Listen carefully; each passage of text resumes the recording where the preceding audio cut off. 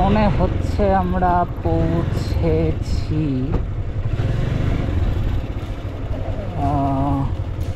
না, এটাও না, আরো আগে।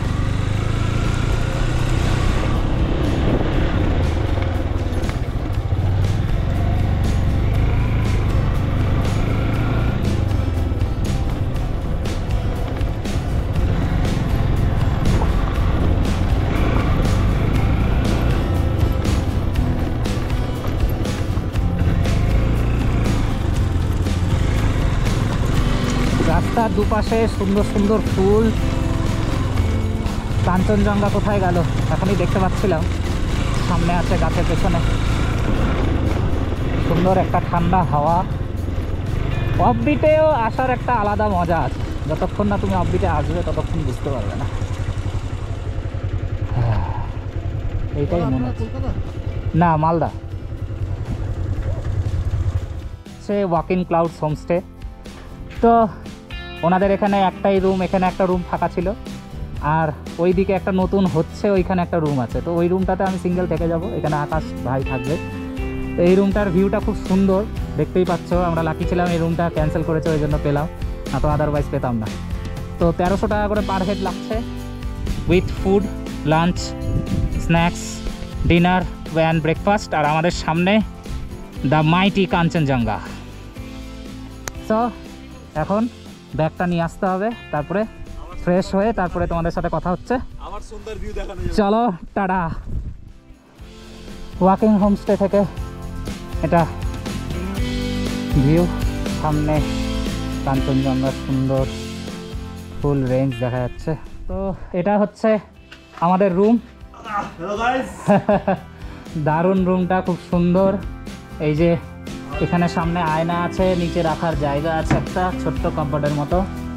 এটা হচ্ছে টয়লেট, ভীষণই সুন্দর সাজানো, দারুণ। এখানে গিজার রয়েছে, এই যে কমোড, বেসিন, আর ভীষণ পরিষ্কার পরিচ্ছন্ন।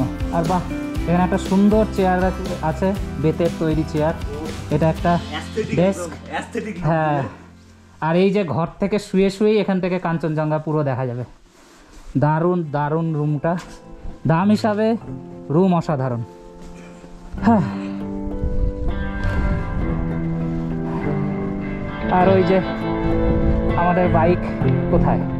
ও, সামনে গাছে সব আটকে যাচ্ছে। ওই যে নিচে আমাদের বাইকগুলো দাঁড় করানো, উপরে আনা যাবে না এতটা উঁচুতে, তাই ওখানেই সব গাড়িগুলো পার্ক করা হয়। কাঞ্চনজঙ্ঘা তো দেখলাম, এখন শুধু সন্ধ্যাবেলাও কাঞ্চনজঙ্ঘাটা অন্যরকম একটু দেখাবে ওদের শেষ আলোটা যখন পড়বে। তো এই যে আমাদের আজকে দুপুরের লাঞ্চ, এখানে আছে ডাল, এই যে আলুর, এটা আই থিঙ্ক, না এটা ডিমের কারি, আলু ডিম, এটা হচ্ছে কিছু একটা শাক আছে, পাপড় ভাজা, আলু সেদ্ধ, আর ওখানে স্যালাড। খুব সুন্দর অ্যারেঞ্জমেন্ট। আর সাথে আমাদের দেখতে দেখতে কাঞ্চনজঙ্ঘা দেখতে দেখতে খাওয়া দাওয়া হবে।